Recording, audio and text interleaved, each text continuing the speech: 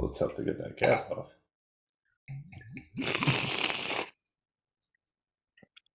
Got to get the perfect foam head. Go over Pilsner.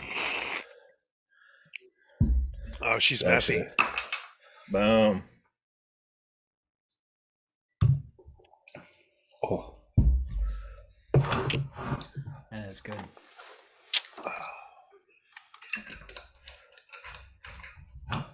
Can't believe you still have one of those, Paul. Hey, brother. Haven't seen that one in a while. Yeah, it's one of my faves. Yeah, so I brought, cheers, boys. Yeah, cheers for sure. Cheers. Cheers. So I brought a new one. I haven't had this one before. This is from Foam Brewery out in up from Burlington, north of Burlington. I was going to say a little bit of Vermont love there. I know. Appreciate that, man. You're welcome.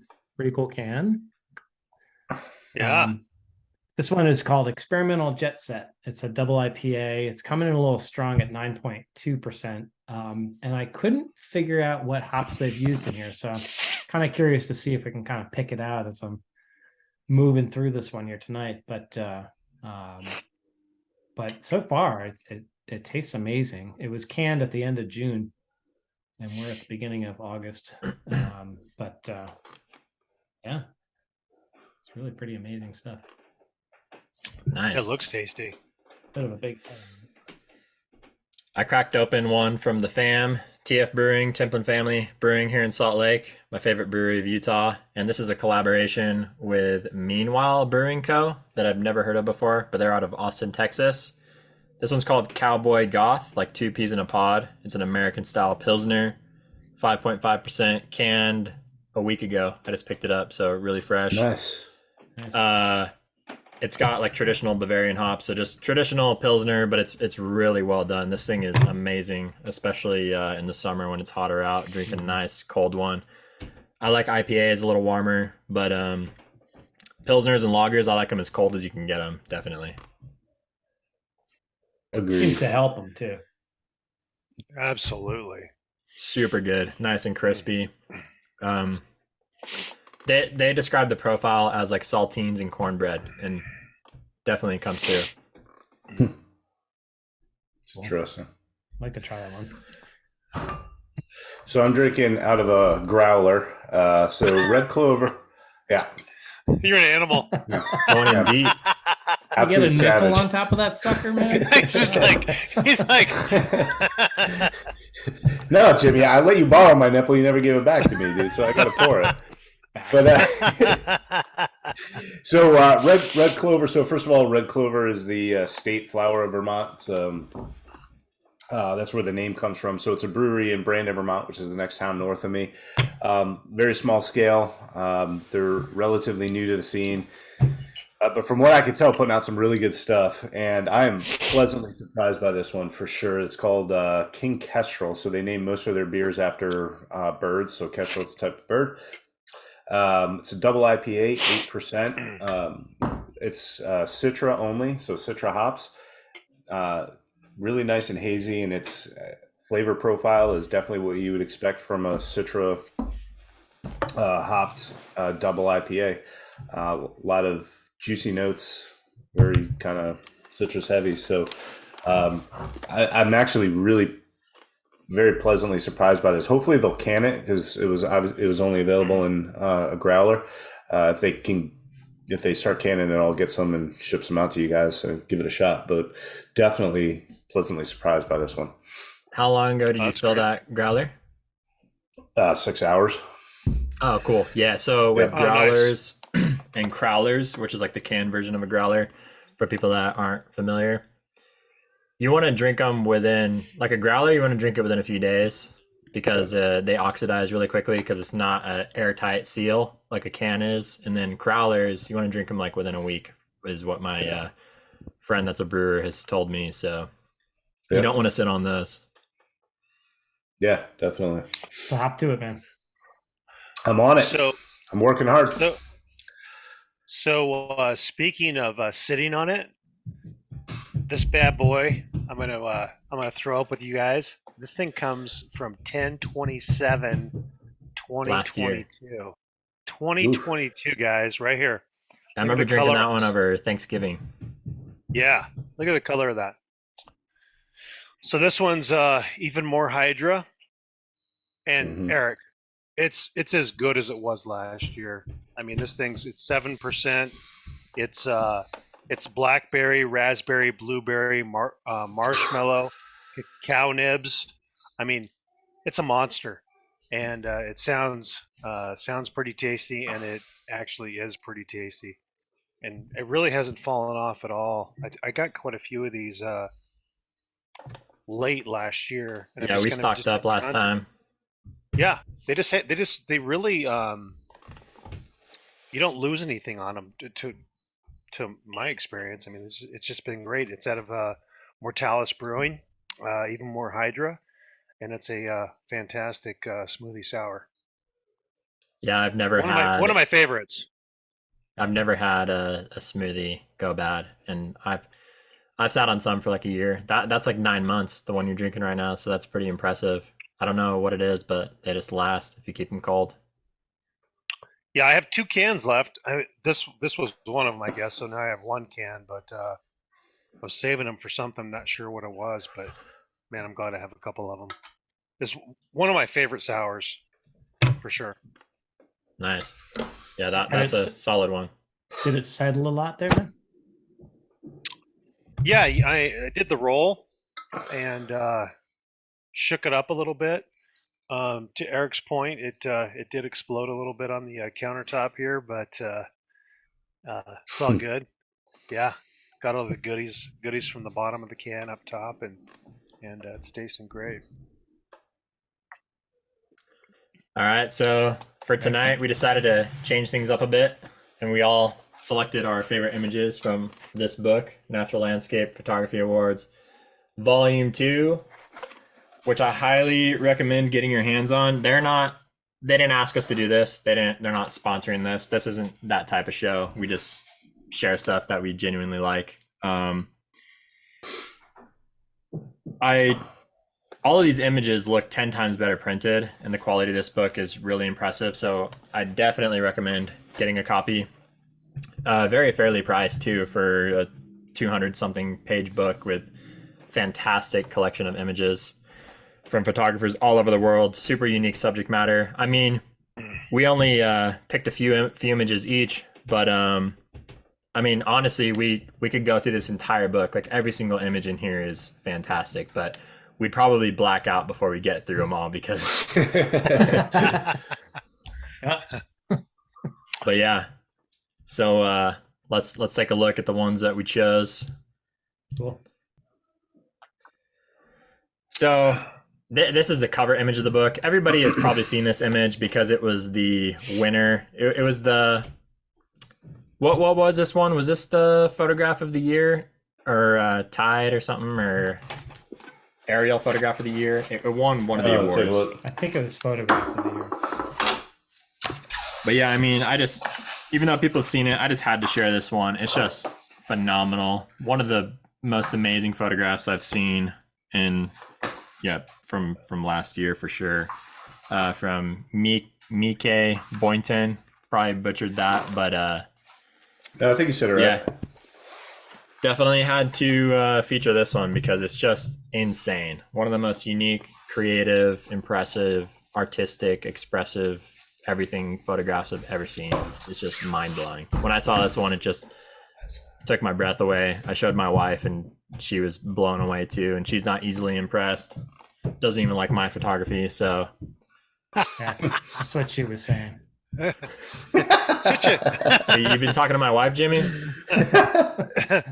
That's such a beautiful piece of art. I mean, that's really well deserved as the cover of Volume 2. It's amazing. I love this shot. I'm glad you featured it, Eric. I was thinking about it as well, and I'm glad you picked this one. It's great. Yeah, it's a no-brainer. It really is. I mean, I guess I'll point out the obvious, like the resemblance to a face, the eyes and the mouth and the nose and chin, jawline. I mean, it's We were talking about that pareidolia in the last episode, but there's a lot of that going on in this one too, and it's a beautiful image. Tones are great. Well, and she pointed out too, like if you look closely enough, there's like tire tracks going across the eyes, so it looks like the eyes are like sewed shut, which is like another eerie, like hidden message in there. Because she was talking about conservation, it's like a scarred landscape, and so it's like Mother Earth, I think she said, and humans have like sewed her eyes shut. Yeah, that's crazy. Oh, that's interesting. Yeah, I see that for sure. On top of all that, it has a very feminine quality to it. I mean, it feels like a feminine face. Whether in the sand feels like satin or something. It's like so soft and well, it's really a striking image. Absolutely. I like the comment on the eyes. I mean, that really that changes the dynamics of the image a little bit, which is beautiful. Yeah, her commentary on the whole thing on that particular image was really pretty cool. Yeah, it was really made it emphasize the image even more.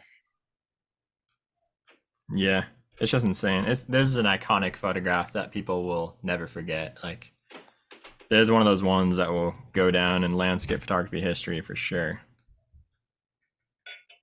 Trying to find where it is in the book to see, because I know it received an award. I should have come prepared. It's in the aerial. Looking. I think it's right here. Abstract and Details winner. Yeah, Ocean Deity is the name. Mm-hmm. And I don't know if I'm supposed to share this, but I'm friends with some of the judges that were judges of last year's contest, and I think this was like one of the ones that they had considered for photograph of the year too. Is like a lot of people wanted it to be that, but the photograph of the year, it was 2 because it was tied. Those were also really awesome. So yeah, really great contest. I love what it produces. Really really high quality imagery and lots of diversity, and great to know that it's all real as well. Nothing is fabricated or falsified. For sure. Yeah, some really inspiring stuff in there when you spend time with the book. I see something different every time I open it. So. Yeah, definitely one of my favorite books. I mean, it's got really good, really great work in there. Yeah, I was shocked by it. I bought the book really in preparation for this episode. I hadn't bought it yet, and I was super psyched to start scrolling through it. I carried it on me for a couple of days, and just like every free second I got, I was flipping through it, and really every image in that book is phenomenal.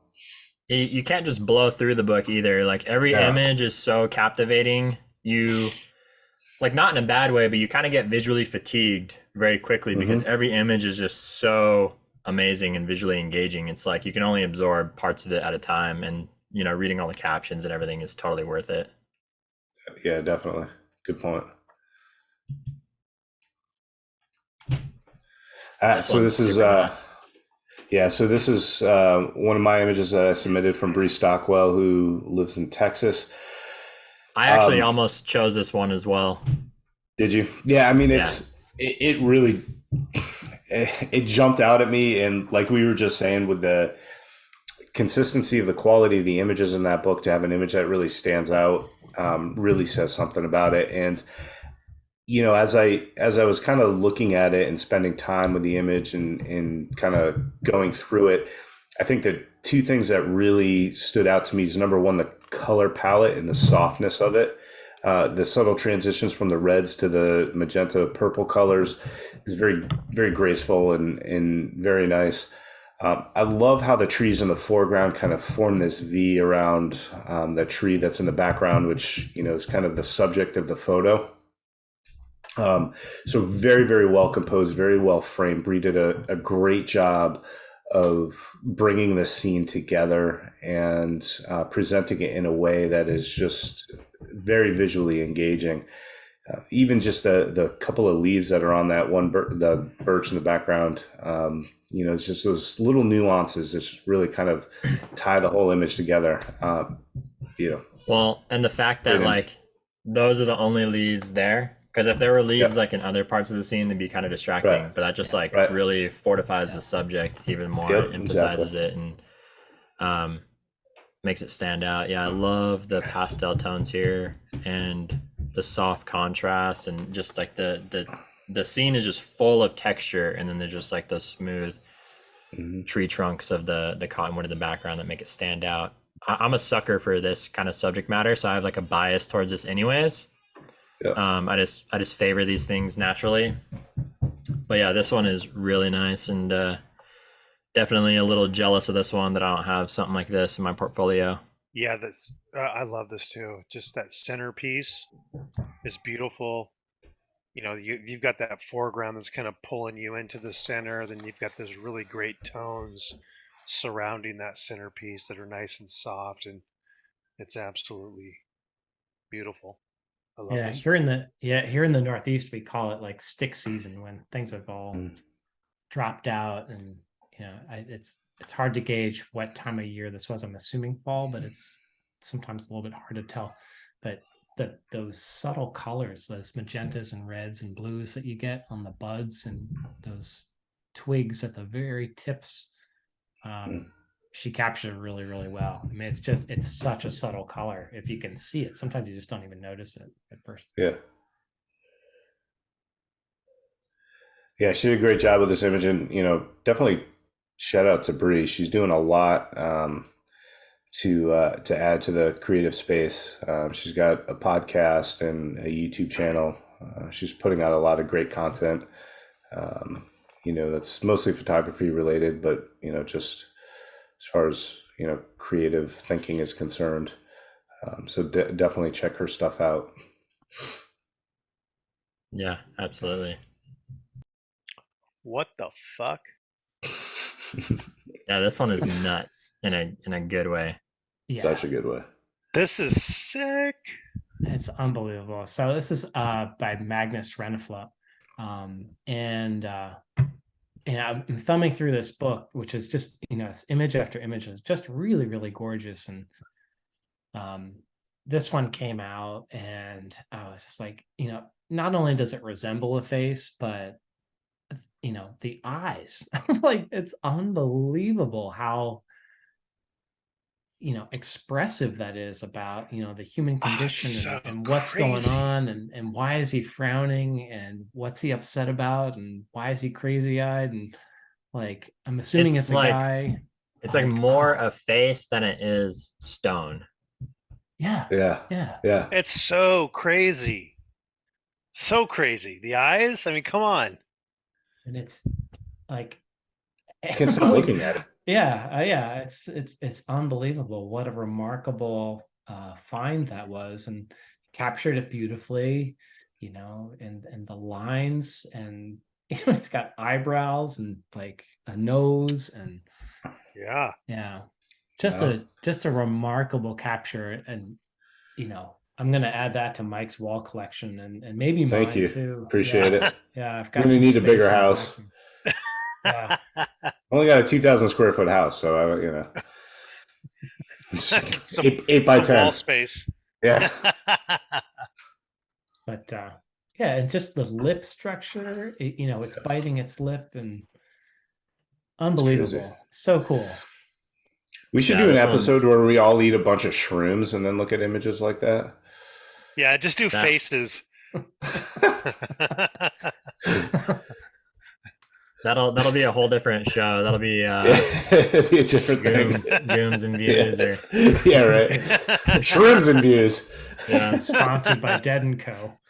Yeah. Yeah, this image is amazing, and I'm not even sure if I'm following this guy. I don't know. Magnus Reneflot. Is he not on Instagram? He may. I didn't actually look. He's a ghost. And it may be a film. He's on here. He's a ghost in the machine. Oh yeah, there he is. Yeah, he's got some cool stuff for sure. Yeah. Yeah. Follow him for sure. Wow, that's a Done. sick one. You see that one with the muscles? Oh, sorry, we should be talking about I went way down. He had like a really Yeah. cool tree, snowy tree one. Yeah, definitely gonna take some time to go through this later. Yep. For sure. Good I need stuff, to follow Magnus. on that. Love it. Yeah, Me that's too. great. Really wide range of imagery that he's doing there. Some really cool water abstracts. Oh my goodness. Awesome. Love it. Great Yeah, choice, this one Jimmy. is very remarkable. Glad you chose this one. Yeah. Mm-hmm. I'm going to point out the previous page there, but that's okay. Yeah. Yeah, I don't have too much to add. I just can't stop staring at this photo, though. I love it. It's looking back at you. It really is, and I love the part that's out. It's kind of resembling eyes. These like microscopic, circle transitions. It's just kind of adds to the eeriness of it. Yeah, awesome image. Super I would not crazy. put that on my wall, though. For what it's worth. Kind of be scary Freaking me out every day. staring at you. Yeah, it would be a little intimidating. That's pretty much what I look on a Monday morning. I mean, it's just kind of, it's like, yeah. That's your game. Is that your game face? like, what the hell? It's like a fly in here or something. I think a mosquito came home in my backpack from my backpacking trip in the Rockies. Uh-oh. Flying around. He's buzzing the tower. All right, guys. Hey, this is page 107. Brad rank. I absolutely love snow, ice, and you mix in some snow and ice with some trees. I mean, this one stopped me. I got to this one and was like, I hung out on this page for a while. I really liked it. I mean, it's just really, really well done, really well seen. I don't know. This one blew me away. It's fantastic. You know what's crazy about this though? It's What's flipped that? upside down. Is it? Ooh. Yeah. Oh yeah, it makes 'Cause sense. Yeah, because the tree's in the background. Right, exactly. Oh, So like I was looking shit. at the snow, I was like, how is the snow piled up on the underside of all the branches? But Holy what I shit. like about this is like I don't like images that are flipped if you can tell that it's flipped. This one, because of the branches in the foreground, it feels right side up unless you really study it. So I really like that about this. Like that's a really creative, artistic decision that he made that really elevates the image, in my opinion, because the composition just wouldn't be as interesting if it was right side up. But Yes, I just yeah, this flipped is the book, and you're absolutely because it So looks that the snow gives it away because it looks like it could be like trees reflecting in water maybe in the background. Like that's why the trees in the background are upside down. Yeah, that's what I was Snow on thinking. the right. But no, yeah, this looks really good how it is. so that branch must have been hanging down then. Exactly. Yep. Yeah. Yep. Exactly. Really well Interesting. But it looks seen. like trees. Really well seen. God. Yeah, it does. God, that makes it even Like that much full more trees. impressive. I mean, I love images, like as I said in previous episodes, like where there's that kind of homogeneity throughout the image, is kind of balance. These types of images are really appealing to me, and it's a chaotic scene that's somehow simplified and still peaceful. But yeah, that added element of flipping it and making it work, and really it does look like trees. I mean, well done. I love it. Yeah, super nice. Yes, super nice. I was really glad you chose this one, Paul, because when I first went through the book, this is one of the ones that really made me stop and take a closer look. Yeah, they did a really good job of it. It got its own page, and it deserved its own page because it really framed it up nicely, and you can really kind of get into the image when they do that. So What page are you on? it's 107. What's crazy is like really every single image in this book could have been a contender, in my opinion, for like the photograph of the year or, some Right. kind of an award. Like it must be overwhelming the high quality they get in all the submissions to be able to choose anything to win any of these categories, because everything, to me at least, looks like equally deserving.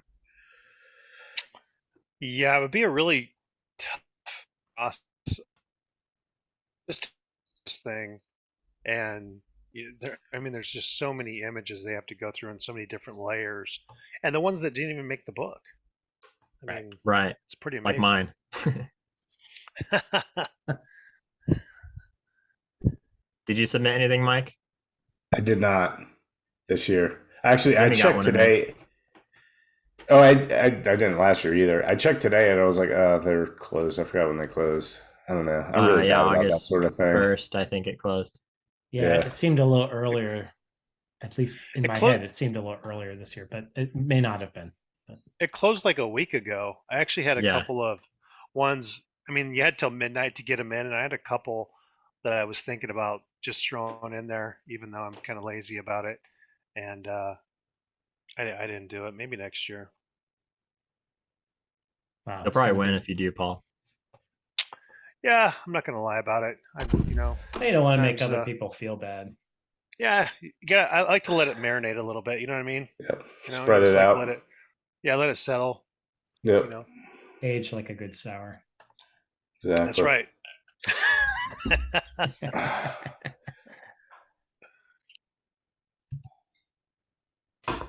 Oh, Ooh, man. yeah. So good. Oh, yeah.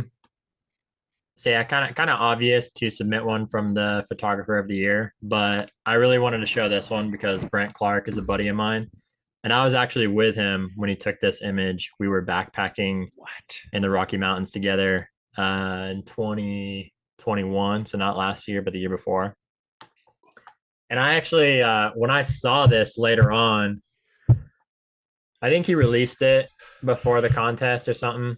I saw it before this, but I was so pissed off because, like, on this particular morning where he told me he shot it, we were both like standing around this pond that had frozen because we were in like, low 20-degree temperatures for a few nights in a row. So we were shooting ice like every morning. And I remember I was shooting this ice where like the mountain was reflecting. So there was like really nice golden light. And then like the blue sky was reflecting too. So it was like blue gold color contrast and like really nice. And he was like over on the other side of the pond. I was like, man, he's probably not getting anything. Like he's in the worst looking spot. And like when you're shooting with a friend, you're like, you find something good and you keep it to yourself and you're just like, oh man, like, and so I thought I'd totally come away with like something great and he was going to be jealous. And then when I saw this and it was just 1,000 times better than anything that I made that morning, I was just like, oh man, you got to be kidding me. I love Mm, like ice is usually flat, but this one it has like, it feels like it has like layers to it, like levels. At least to me, kind of like a rolled carpet or something, it's got like ripples in it. And I just love like the blue and the gold, obviously, and then the strong contrast from the darker shadows that are reflecting in the top section. And yeah, this one just really blew me away. I think this is one of the best images that Brent has ever made, and I will forever be jealous of this one because I've never photographed any kind of ice scene that looks remotely as visually compelling or well made as this one. Is he healing okay from you breaking his kneecaps? No, we haven't done that yet. We're gonna go backpacking in a couple weeks. Actually, he's coming back out to go backpacking with me in the same mountain. So I'll definitely get my revenge over there. It was an unfortunate incident. He Some totally laxative kicked your and ass on this one. dehydrated meal full of Dumb and Dumber. Turbolax. I remember seeing this one for the first time when he released it. Again, it was like before the book. It's like, oh my goodness. Just that, yeah. So much good stuff going on here, right? Mm-hmm. The texture baffles me, like you were saying, Erica. It's just like ice is flat, especially that new formed ice. So I love this. Yeah, you have the again the cool and the warm transitions, and similar to other images that we've shared and we've talked about that are like this. They're seemingly chaotic, but they still have a flow to them, and this definitely this is like a does. super complex pattern to work with, but he framed it so nicely. Like it totally leads you in, and it's like, ah. Yep. You just work right through the image, and there's so much to see. Yeah. He blown just away by this had one. to have been like, he's looking at this, shooting it, just absolutely fucking loving it. Yeah. Well, I don't know, because he was all like nonchalant about it. You know, like after we were done, I was like, "Did you find anything?" It was like our last morning. We had to. He was slow playing it, dude. Yeah, I was like, "You find totally anything?" slow He's like, playing nah, I don't really see anything. You don't want to he's come like, over this side of maybe. the I was pond. like, "I found something that was awesome." Like,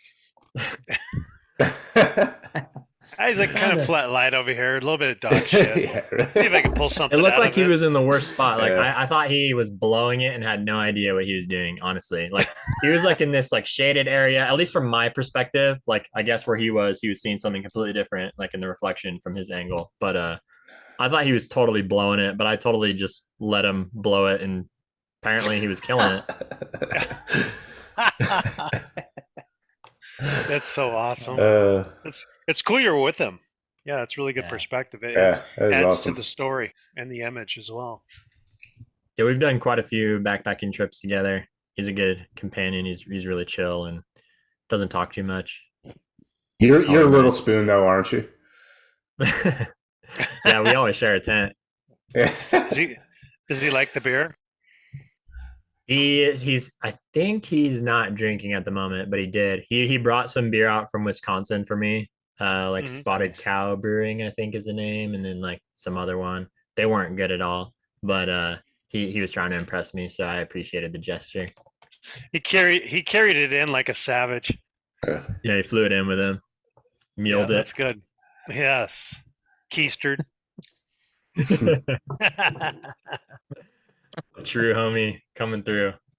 Mm-hmm. Yeah, we'll have to have him on the show sometime. I'll see if he's drinking again. If not, he can pour his beverage of choice, whatever that might be. Yeah, James could throw him some Capri Sun, some of that low octane stuff. Yeah, some soccer game refresheners.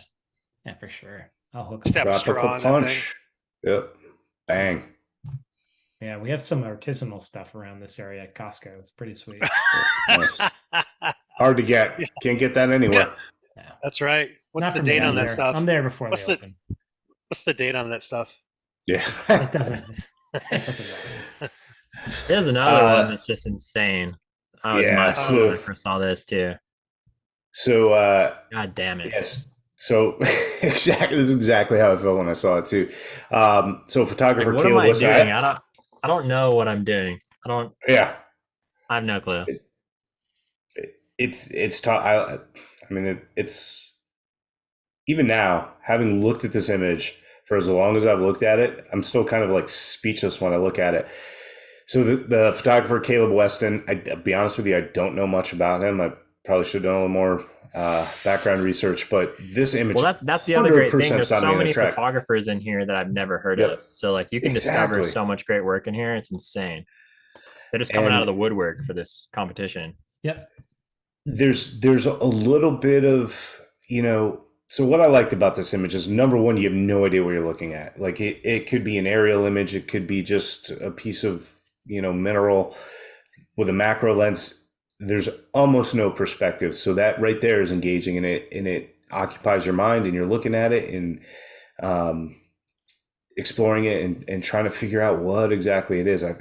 If I had to guess, I think it would be like a piece of agate or, something, but I mean, amazingly well seen with this color pattern. And there's, once again, just flow to it. There's, these kind of brown lines that are going left to right across that just kind of ladder their way up through the image, and the way the colors are dispersed with the blues and the yellows, it's, fairly symmetrical. It's just, again, it's these subtle little things that, these photographers see that make these images so appealing, and in a way that you just can't quite put your finger on it. And, Caleb definitely did that with this. I mean, Great image. Absolutely great image. Yeah, I love it. It's so intriguing and fascinating. That's my favorite thing about abstract photography. It keeps you engaged and like staring at it and, pondering the subject matter and trying to figure out what it is, like in such a natural way without being over the top or like being, it's so classy because it's like just through composition and perspective. It's not through like disingenuous compositing or like stupid editing tricks or anything. Yeah, right. It's just like the photographer's eye showing it in a way that makes it so ambiguous. And it's interesting that you said it might be like a macro scene of like a small stone, because I hadn't considered that at all. I was thinking it was just like telephoto or something of like a fairly intimate scene, but not super, super macro. Because when I look at this and try to decipher it just for fun, I mean, I can't figure out what it is exactly. It looks like some kind of rock, and then maybe it has like little puddles in it that are reflecting like foliage that's being hit by like golden light, so like there's some reflections mixed in with it, but I don't even know. But yeah, the composition, everything is phenomenal here. It's so well done. Yeah, he's saying in the original post that it was from a title pool. Not exactly sure where, but that doesn't matter. Wow. But interesting. It doesn't even matter. I mean, it's just wherever it was taken. It's so gorgeous. I like that about that. You just don't know the size of what's going on here, and that's part of the. It kind of makes you work when you're looking at the image. You're enjoying the image for what it is, but at the same time, you're trying to, like, okay, what's the scope here? What size is this thing? Is it an aerial? Is it a macro? What's going on? And that adds to for me, to the value of the image. I really like it. Yeah.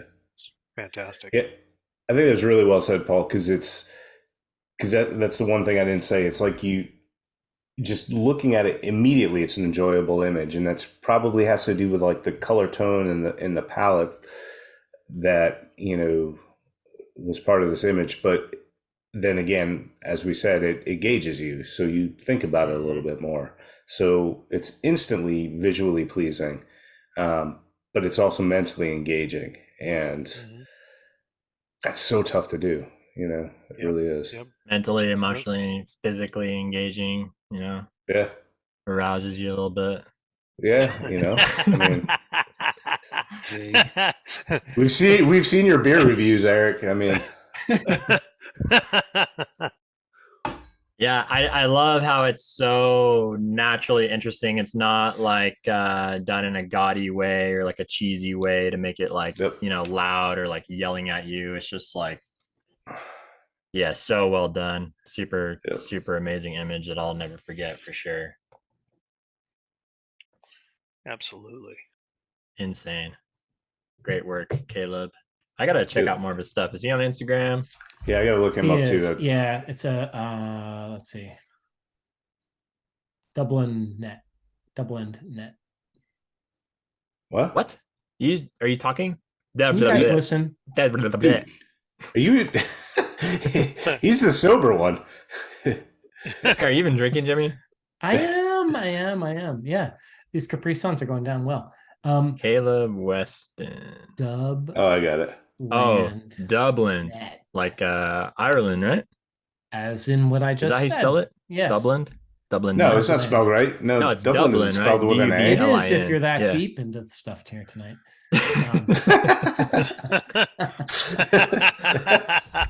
Oh yeah, he's got some great stuff. Yeah, there's a few images from that session where this image came from. Yeah, there we go. Gives you some context to maybe what you're looking at. But they don't give it away. Matter. Oh yeah, it stands alone as just really awesome. So yeah, so it looks like it's some kind of wet, like reflective rock, but I still like can't believe that, Yeah. Yep. Awesome. All right. Well, jeez. I followed him, but I fucking hate him. Jesus. Yep, I just hit the follow button. Good stuff. Good stuff, man. Caleb, glad I found you, man. Great stuff. Absolutely. Insane. Absolutely. You guys ready to crack another one? Yeah, let's do it. I'm down. Need a I'm little still glass pouring. to wash. I think this double IPA warmed up enough.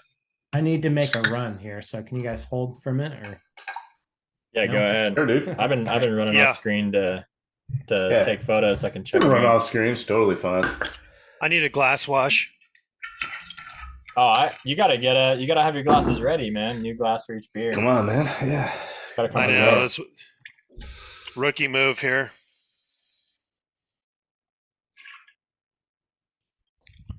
Yeah, I guess I'll piss, dude. All right, let's try this one.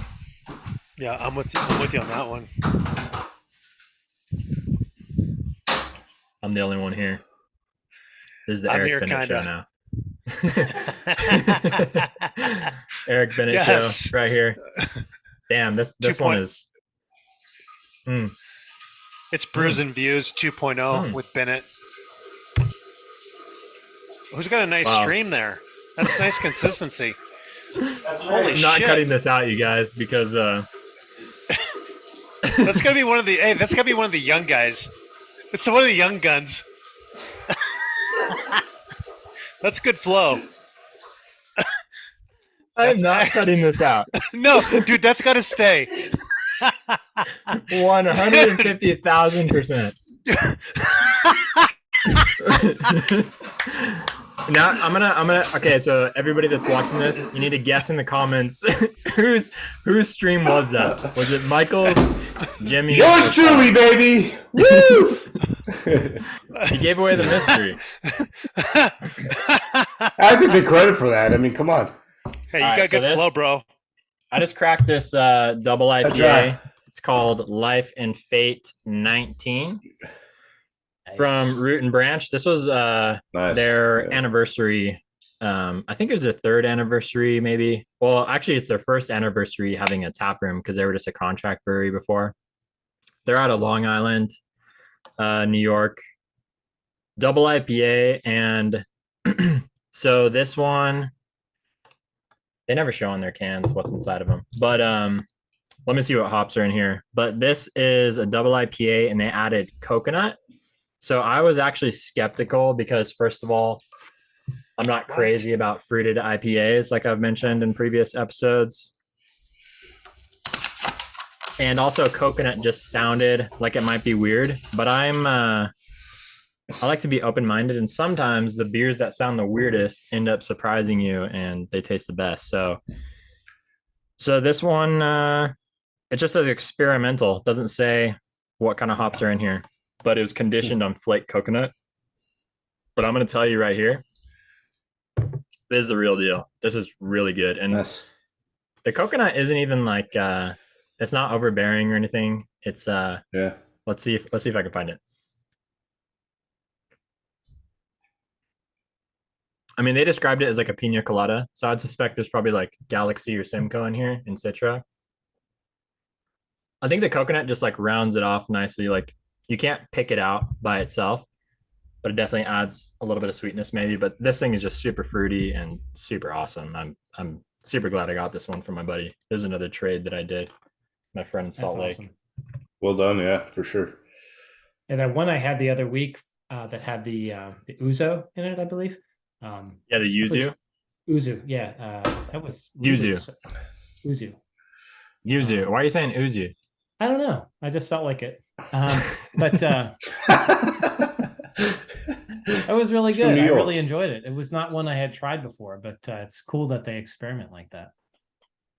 Yeah, it's like those kind of beers, even if they don't sound super great, they just make me curious. And usually I haven't been disappointed, you know, like they're doing it for a reason. So you just got to trust them, especially when it's someone like Root and Branch that is consistently they're doing. amazing.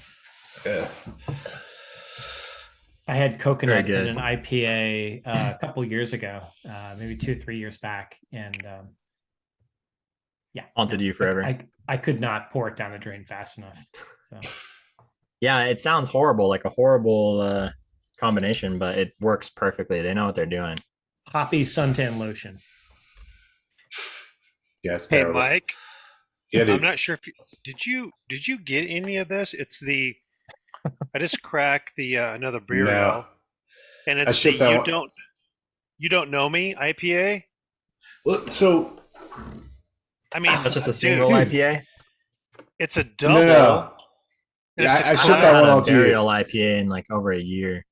I did Oh, not man. keep that one. I sent that all to you. So the one that I had, the triples, I don't know me. You should have grabbed one. I mean, this is another collab with Other Half.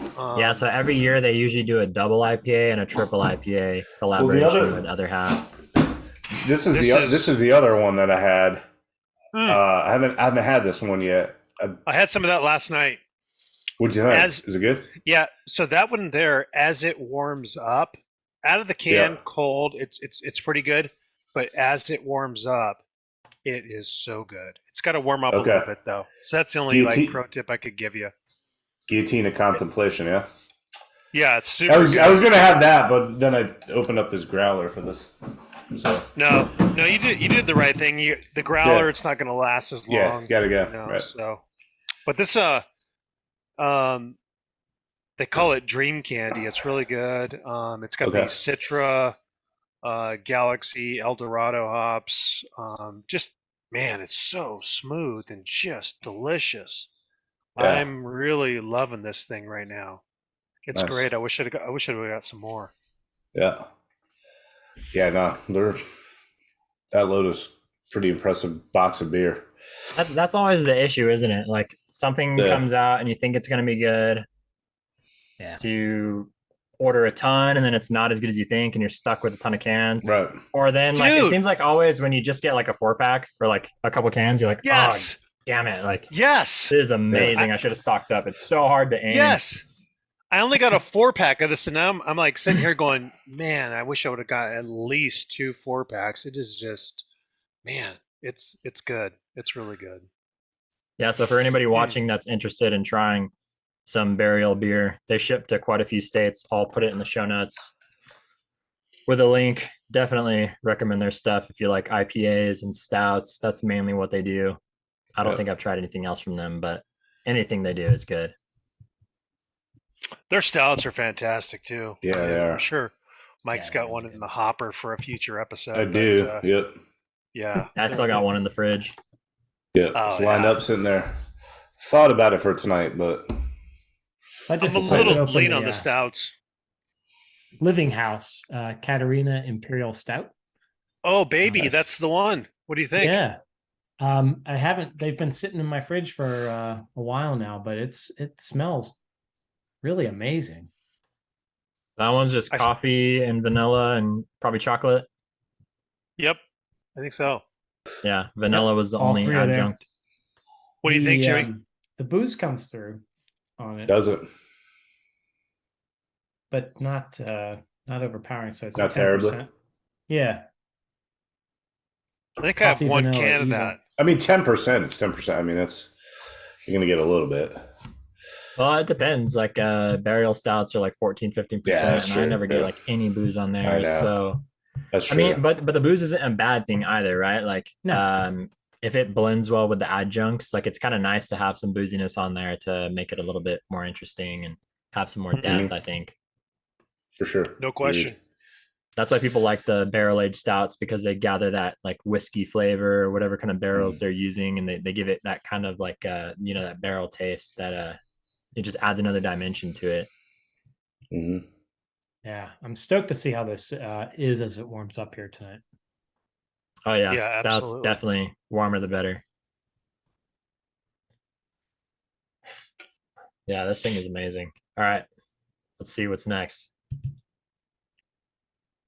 Oh, baby. I almost chose this one too. Damn, dude, that's so sick. There's another one that I was tempted to pick. Not only is Barb a good friend of mine, but this image I was super impressed too. But I figured somebody else would probably pick it. God, that's sick. Yeah, this is the one I submitted in. Yeah, it's like Barb, a painting. Yeah, it totally is. Literally has a painting of it, and that's just a very cool aesthetic to me, because that's something I try to do myself. But she just absolutely nailed it with this one, and the depth of field that she was able to achieve with this is just really remarkable. Yeah, it's all this focus that that some people place on, detail and sharpness and, ultra high definition. That's great, but this is a different way of looking at things, and there's just a lot going on here in a very nice way. So that's a great job, Barb. Those brights just pull you into it. It's just, God, it's so good. I love it. And the canyon wall behind there that just kind of makes it all work. It's fantastic. Yeah. And what's funny is like there are like lots of Facebook groups and stuff like in the fall about like hitting certain places like at peak fall, and everyone freaks out about like peak fall. And this is like late fall, super past peak. The leaves are just like shriveled up, or this is like winter, and I think in general photographers wouldn't be looking for leaves like this. They're not like, oh, I want to go find some shriveled up like dangling, but in this it works so perfectly. Like she made it work so well in the scene. And I'm pretty sure she photographed this in Zion, which also makes it even more impressive because that canyon has been photographed to death, and it can be tough to find something unique there. And this one just feels so different from anything I've ever seen from there. I actually like that late fall season a little bit better than the fall season myself, just because, you get that, I don't know. It's just different. It's easier to isolate things. Yeah. Yeah. Yeah. Mm-hmm. Yeah. There's a little bit less background. It's easier to isolate things. I agree with you, Paul. Yeah, for sure. The trees are more exposed, and there's a lot more structure to work with compositionally. 100%. It's still some color and still some, liveliness to it. Yeah, she did a fantastic job with this image. It was definitely one that I was considering submitting. I don't know, like Jimmy, you said it looks like a painting, and it does. I think it's kind of funny that, so you said that you try to do that, and I try to do that as well. I feel like the photos that I take that people tell me look like a painting are the ones I'm trying to not make look like a painting, though. So it's kind of like, come on. But she did such a great job with this, and it does. It looks like a beautiful watercolor painting. The light is so perfect in this image, and it, Paul, like you said, it's just those brights just kind of draw you in. It's so engaging. It's really a mesmerizing image. I love it. It would be a really killer print. Really. Yeah. It would just. You should probably buy that, Paul. Add it to the list. No, just because it's got that like abstract vibe to it, and it's just, it's so detailed without the details. It would just be, you could kind of put this thing anywhere you wanted. I think it's beautiful, really beautiful. Yeah, absolutely. Nice work, Barb. It's really moody too, without any kind of crazy lighting or like, it's just soft light in the canyon. So probably like before sunrise or after sunset, before the light was coming over the rim, or like on a cloudy day. Like not remarkable lighting, but just the way she composed it and like the subject matter and everything, it just has such a dramatic, moody feel to it without being contrived or forced or over the top. Awesome. Super cool. Yeah. Great choice, Jim. Good damn. Oh, for Christ's sake. Yeah. Jesus.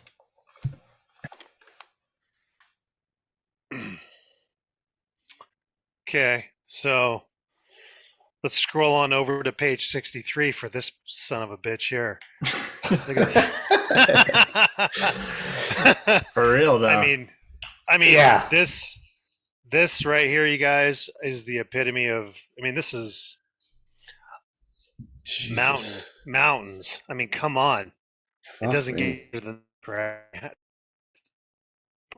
Yeah, when I was thumbing through the pages, I just stopped.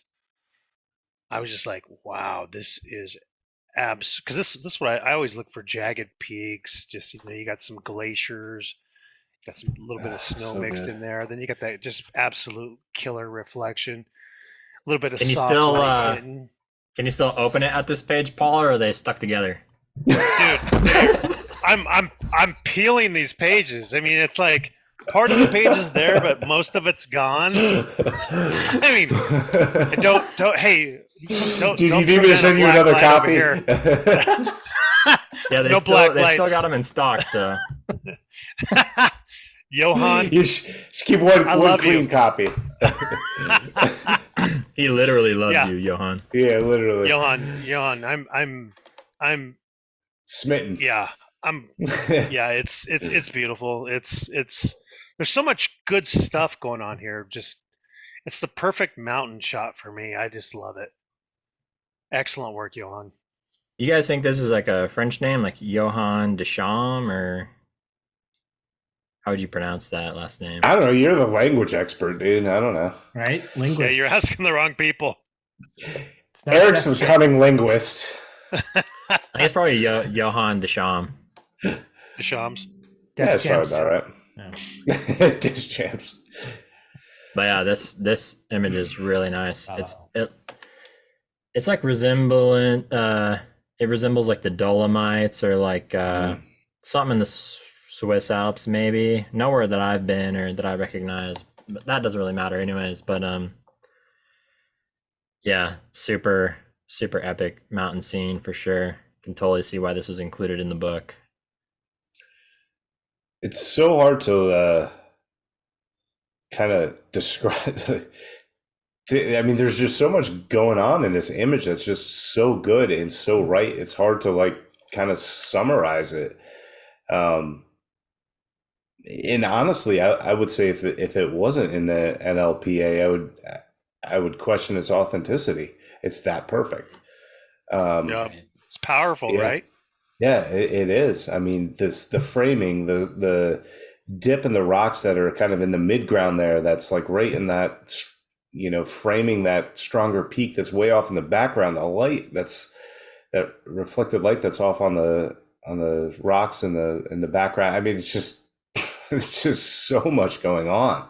It's crazy. And then to know that, this met the criteria for the NLPA is like, God damn, dude. Yeah, he for hit you that guys- shutter button and just was smoking a cigarette afterwards. Yeah, for sure. He probably burned a whole Jesus. pack. He burned Yeah. a whole pack just sitting Yeah. there, just going, I don't fucking smoke, but I'm doing it tonight. Yeah, I am now. For you guys, does it matter to you, like if an image is like single exposure or composite, or like what kind of process went into making it? Like, all these images in the Natural Landscape Awards, they're all single exposure, nothing has been faked or added in. Like, does that matter to you guys, or like does it make it more impressive? Or It depends on the image. In this case, it definitely makes it more impressive, I think, because, of all the things that I said. I have absolutely no problem with multiple exposures, ICM, that sort of thing. I do a ton of it myself.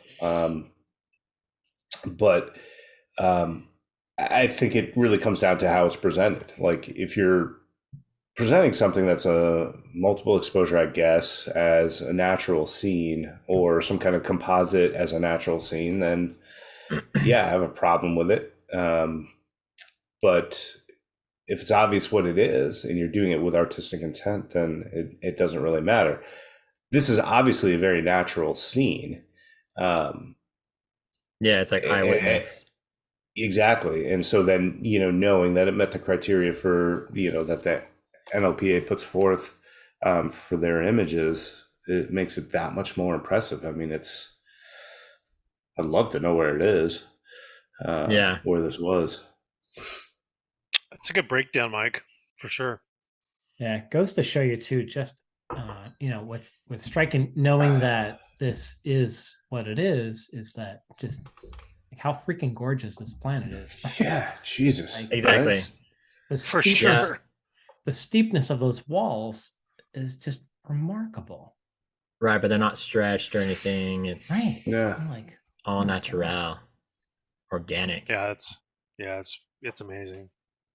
I think it's stupid to see it as like an ethical thing, with like I agree. post-processing or like, I think that's dumb because like Yeah. I don't think art is meant to be ethical. It's whatever the artist feels comfortable with doing. But Yeah. I do think it is disingenuous when somebody fabricates something or makes like a fake composite or something and presents it as like a real like natural untouched image. Like I don't see the point in that. Like if you're making artistic decisions, you should stand behind them and be comfortable sharing them. But yeah, for me it's all about the final result. Like if the image looks awesome and there's nothing distracting about it, because sometimes post processing, if it's over the top, it can be distracting and you're paying more attention to the editing rather than the subject matter, which is kind of like breaking the fourth wall, and like you can't immerse yourself in the scene as much because you're distracted but like by trying to figure out like what they did to it or how they manipulated it. So I don't know, but I think what I really like about this book and all the images that come out of this contest is just you can take it for granted that they're all single exposures, nothing's been faked, because like Jimmy said, like it does in a way genuinely portray like what nature is capable of, and things that happen in real life and real things that you can experience yourself if you spend enough time out there. And I don't know, I think there is, I don't really know where I stand with it. I don't know where I'm trying to get with that, but there is like something special about that. So I wouldn't say it's like better, but it is nice to like have that in mind. And you're looking through these images, like these are all just, they pointed their camera at something and shot it. It wasn't fabricated or manipulated beyond belief or, completely distorted beyond reality. Well, you know the story behind it, so that's I think there's some value there. But you're right. I totally agree with you, Eric. As far as like the artistic approach to it, and as long as you don't stand behind something that's completely fabricated, and you're a little bit more forward thinking and communicating that, hey, this isn't the actual scene. But yeah, I think that's the good thing about the book is you look at it and you're like, hey, all this stuff that's going to come out of this book is right out of the camera pretty much. Yeah, I just, in a way, I hesitate to say like this kind of photography is better than like manipulated photography, because again, it's all about the final result, and whatever you do to get there doesn't matter as long as the result is tasteful and intentional and visually engaging and all of those things. But yeah, I mean, each year I've entered images to these contests the last 3 years, and sometimes it's hard for me to find images that qualify. I'll clone stuff out. I'll warp something slightly, maybe. I mean, now I have a tendency to try to avoid those things as much as possible, and I'm really reluctant to clone stuff out or warp stuff at all, because I just like to have a really clean file. Like, it's just really satisfying for me to just get it all right in camera if possible. But if it's not possible, despite my greatest efforts, I don't hesitate to fix things. But yeah, so it's like that's why I think it's stupid to see it as like an ethical thing, because I don't even have that belief. I'll manipulate stuff as much as I need to. I would prefer not to have to do as much, but at the end of the day, like, I'm going to do whatever it takes to say what I want to say and, have my vision come through as best possible. Yeah. Really well said, Eric. Yeah, I agree completely. I think we were talking in one of the previous episodes. You had asked, how long it takes me to edit a photo, and I said a long time. And that's really kind of historically thinking, because I used to spend a ton of time clone stamping and doing all that stuff to kind of remove distractions. And kind of lately, I've just like, who cares? I mean, if something's obvious, I'll get rid of it. But and we said in other other episodes that, it kind of adds that natural element, that kind of, this the is organic what it actually feeling. looks like. Yeah, exactly. And that element is super important, I think, to a lot of images. Yeah, when you're portraying nature, I think the best thing you can do is portray it in like the most integral way possible. So Right. yeah, like now I used to be the same way. I'd take like 3-4 hours processing images like 5-10 years ago. Now I spend like 10-15 minutes because a lot of times in the field I'll recognize distractions, and if there's no way that I can exclude it naturally, like just from the composition and framing, I'll try to figure out a way to intentionally make it work rather than being like, oh, I'll just clone that out later. So like I enjoy that challenge. And I just think like imagery with perfect imperfections is just more interesting because it just feels more real. And again, the more real the scene feels, the more you're going to be able to immerse yourself in it as the viewer and almost experience the moment for yourself, even though you weren't there like the photographer was. Definitely. Yeah, and I mean, that's kind of speaks to our development as, artists, as we, kind of expand our skill set and everything like that. You learn to work with what you got. Yeah. Rather than thinking like, I'm going to clone stamp something out later on. Like, yeah, right. Okay, you can do that, but. Yeah, exactly. You do that with all your selfies anyway, so. Yeah, I do. Yeah, exactly. I unrecede my hairline and all that. Yeah, that's fine. That's Mike's got his second Instagram account, all of his lifestyle photos with his shirt exactly. off. Yeah, exactly. It's MikeOnlyFans.com. Figure it out. Yeah, thanks for the shout out, Paul. Appreciate it. Hide the hair. The hair plugs hide well. Thanks, dude. I'm impressed. Yeah, dude, I appreciate it. Andre. So I know we were only picking 2 images each, but I couldn't help myself. There's so many good images in this book. I wanted to pick a couple more. So this one from Andre Donawa, ocean scene. But so this is another thing, like referring to that. If I saw this image, if I just came across it in my feed, I would think composite right away. I would think background blended with a different foreground. But the fact that I know it's not a composite because it wouldn't have been included in this book makes me just think about it endlessly, because till this day, I've looked at this image for so long. I've looked at it probably 10, 15 times, and I still can't quite figure out what the fuck I'm looking at. Like, it makes no sense. Do you know where it was photographed? No, I'm not sure. But so if this is a place with like big waves, so I won't say I used to surf, because there's a saying that if you used to surf, you never did.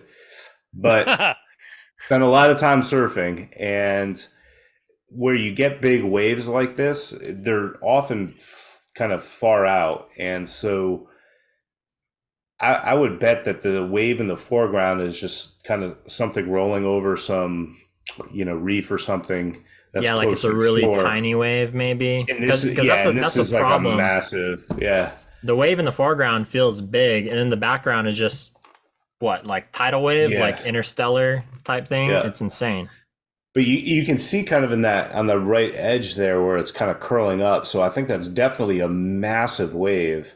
Andre, who I don't know where he's at, but it's waves not like on his Instagram everywhere. Either, so I couldn't. It's a absolutely stunning image. But I can see that as being a big wave breaking on a reef somewhere, a little bit offshore, and then the foreground is just some waves that are crashing over, obviously something closer to shore. So he's based in Barbados, but I wouldn't think Barbados has waves. So Barbados, it does. So flat. Right. No. Barbados, though, is the one exception to that rule. So Barbados has some of the biggest waves that you can get. It has something to do with the underwater geography, but Barbados has some of the biggest, or some of the best, quote unquote, big wave surfing on the eastern part of, or basically in the Atlantic, in the eastern part, or I guess it's the western part of the Atlantic. But yeah. That is so crazy. That. Yeah. There's something about big wave surfing in Barbados. And I don't know that this was taken in Barbados, but I know that Barbados, as far as surfing is concerned, is one of the few spots where you can get some decent sized waves, especially down there in the Caribbean. Yeah, there's no Yeah. description on his website. It just says the title, The Great Wave, which is super appropriate. Yep. That is so sick. I mean, just that wave wall is, man, I could just look at this for a long time. It is mind blowing. I know Portugal gets some monster stuff. They too. do. The For sure. biggest in the world. Yeah. Yeah, Yep, Nazare or whatever, Nazarene. Yeah. Yep. Yeah. I've, what's one of, everything aside, how many times have we photographed something where it doesn't fill the freaking frame in the corner? Like the upper left corner there, upper right corner. Like everything else is rocking and rolling, but there's like a gap there, and you can't, for this contest, you can't use that. You can't fill it in. And Right. Yep. like, oh my God, what is going on? And the feathering in that wave in the upper left-hand corner is like, you're killing me. Tasty. So tasty.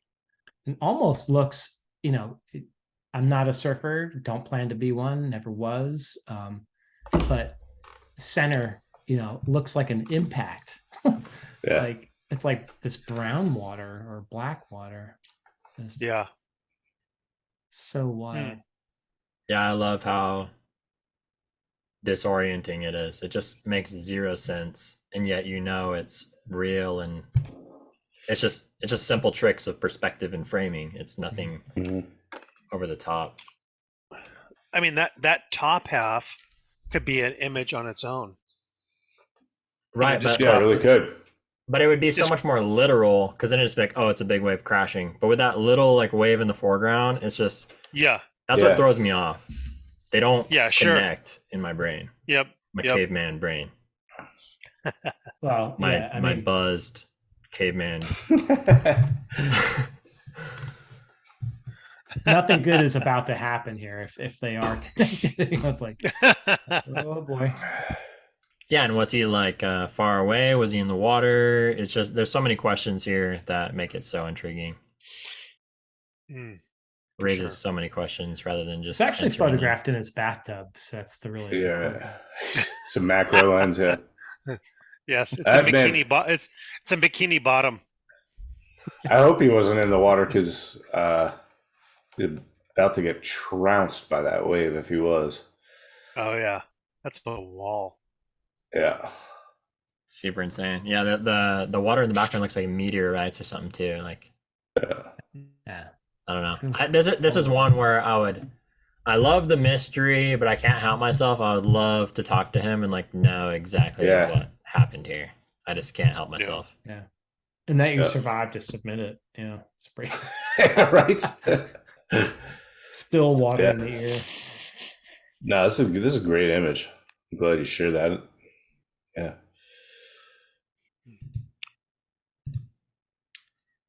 And there's another one where I was just like, this is stupid good. Like, just ridiculous.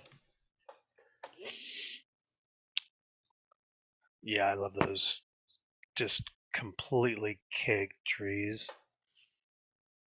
We don't get snow like that here at all in Utah. So this is like a certain kind of subject matter I would love to photograph. I know like in Washington and Oregon, you guys get it sometimes. Yeah. You got it a lot. At Crater Lake, I've seen a lot of that at Crater Lake, where you just get completely covered trees like this. It's pretty awesome. And you can get up access to it in the wintertime, or do you have to go in by snowmobile or? No, you can hike in. It's work because there's no. I mean, you're snowshoeing and you're typically cutting your own trail, but you can get back in there and get in on some of that stuff. It's pretty amazing. So yeah, this one's from Daniel Knezevic. Not sure how you pronounce that last name. Another photographer I'd never heard of before I found this image in the book. So, really grateful for that. Want to check out more of his stuff for sure based on this image. And like speaking of images that look like paintings, like Barb's and like a lot of these actually, just the soft, ethereal, foggy, soft, glowing golden light here and the subject matter. It's just such an such an ethereal scene, so out of this world, and yet we know it was photographed on this planet.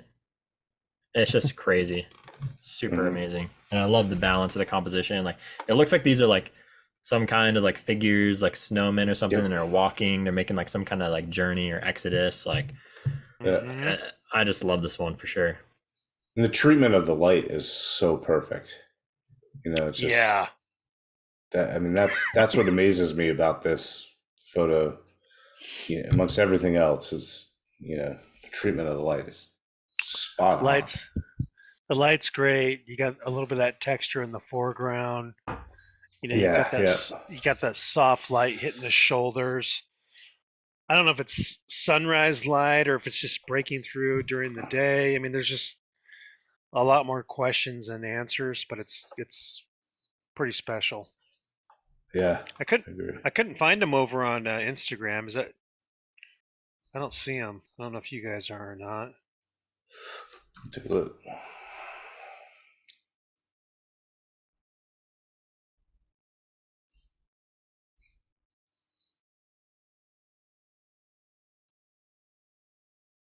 Yeah, I don't know. Yeah, I can't find him either. It's Maybe pretty he's got a unique name website. too. Yeah, maybe he's got a website or something we can check out later. I really love these types of images though. Snow, ice, winter scenes. That's my favorite. Yeah, no, it definitely is. I mean, there's just that subtle glow. One of the great things about living up here in Vermont and places further north is that like you do get that kind of light almost all day. Like the days are so short that even like midday, the light is only like directly overhead from like 11 a.m. to 2 p.m. You're so full Not of shit, even. man. You're always pimping Vermont, just acting like it's the most amazing place, like amazing Dude, yeah. nature, amazing beer, amazing surfing. Amazing surfing. He's starting to caravan to Vermont. I love it. I love it, dude. You bastard, Mike. So, honestly, the best thing about Vermont is the surfing. I got to be honest with you. It's like, it's fucking insane. No, but like anywhere north of, I don't know, whatever the parallel is, but like, it's just like from probably December until like early March, like there's only like a 4-hour window where that sun is like directly overhead. Right. And so Yep. you have a lot. Yeah, exactly. You have this huge leeway in terms of time anyway, where you have that's kind of side lighting that, creates images like this. Yep. That's what I hit Alberta just about every winter, and that's why I do. It's you can shoot literally all day long, and it's amazing. I mean, it's just you get that angle of the sun where it doesn't matter. I mean, you can also sleep in till like 9 o'clock, which is absolutely fantastic. But then that's my favorite part about winter. Yeah. Oh, it's Get like a 15-hour sleep after go to bed after sunset. Absolutely. Drink a couple more beers, a couple more pops, and then you've got all day shooting because you just got that low angle Arctic light. It's just amazing. Now, just reading in August, Mike and I lose an hour of sunlight. Yeah. Just in that month alone. Yeah. But I'm in New York. It doesn't count. His tuna fishing is way better than mine. Oh yeah, they got the best everything. Vermont is just paradise on earth. Shangri-La, Eric. It is Shangri-La fucking La, dude. Coral reefs, all that What shit. do you want? You want it to be 70 degrees? It's 70 degrees. You want it to be snowy? Fucking snow. Perfect. You finished that growler yet, Mike? You still working on it? Still working on it. I don't know if you can see. I got about a quarter of it left. Is that the small one or the big boy? Yeah, 32 ounce, so it's 216 ounce. So I'm basically. Oh, okay, nice. that's good. A growler can be too much unless you're sharing with friends. Yeah, it's that's the 32 perfect ounce. size. It's the end of it. Yep. So that was a hazy IPA. Yeah, it's pretty hazy. I mean, of all the Vermont beers I've had recently, this is definitely the most impressive one, King Kestrel. So when they can it up, I'll ship it out to you guys. So are they like Now a that brand new brewery, or they're not brand new, but like, are they not canning stuff, or have they just not? They are canning, but it's super limited, which is why I was only able to get this in a growler. They had their single IPA available in cans, so I imagine they'll be able to can this soon, and I'll definitely ship some of it out to you guys when they can. But yeah, they're super small scale. They're in a little, probably, I don't know, 1,200 square foot little spot. They do all their brewing right there, like right when you walk in the door. Their whole brewing setup is right there, and then you walk in the back. They got a little tasting room. I mean, they're, it's just two brothers. I'll be. That's pretty sick. Yeah, that's pretty sick. Pretty close to your place. Yeah, not even 20 minutes. Oh, that's nice, man. That's awesome. Yeah.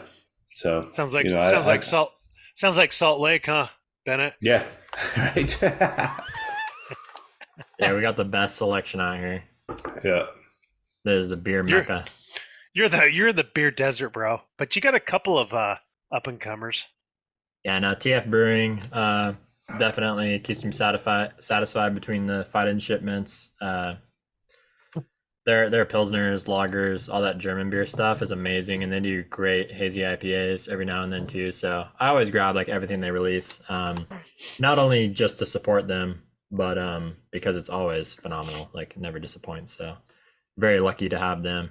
They just sprung up a few years ago, so before that it was pretty brutal. That's great. That's great that you got something there. Yeah, this living house at room temperature is so good. Is it? Nice. Way better. Yeah. It's no surprise. I mean, it just opened up really nicely. Lots of vanilla came out now. And that's the vanilla, right? With Brewhouse. Yep. Right. Yep. Yeah, as a I've got one can of that. I got one can of that left. Brewhouse represent. That's it. There it is. I didn't see when the tap room is opening in Portland. So what I read yesterday was they're hoping October, and that's not to to have all the food and all the other stuff up and running, but they're hoping they're gonna have food and everything. Yeah, so it sounds like it's just gonna be like small scale, like cans to go at first. Wow. I think that's what's gonna be at first. I think in October you're gonna be able to go there and get cans, and then I think early 2024 is when they're looking into open it up for cans and food and that type of stuff. Dude, I'm so stoked. That's going to be the new spot. Awesome. If anybody watching lives around Portland, keep an eye on that, because we've been getting everything that Brewhouse has done and has not disappointed. So I can't wait to get their stuff more consistently. I'm super stoked, and it's going to be right around the corner from Great Notion up in Northwest. It was Great Notion. Yeah, it was another brewery. I can't remember the name of it, but they closed down, and they're taking over the space and remodeling it, and it's gonna be great. There's a lot of cool things happening up there. There's a really cool it's called Marine Art. It's an art district where it's this massive building, and they've got I don't know, 50 artists in there ish, where it's photography, it's painting, it's pottery, it's kind of all kinds of stuff. They do shows every once in a while. They do like a first Thursday or last Thursday or that kind of stuff. It's just a really good scene over there, and it's just another great addition. So pretty stoked about it. That's cool. And I'll have to come out there again soon.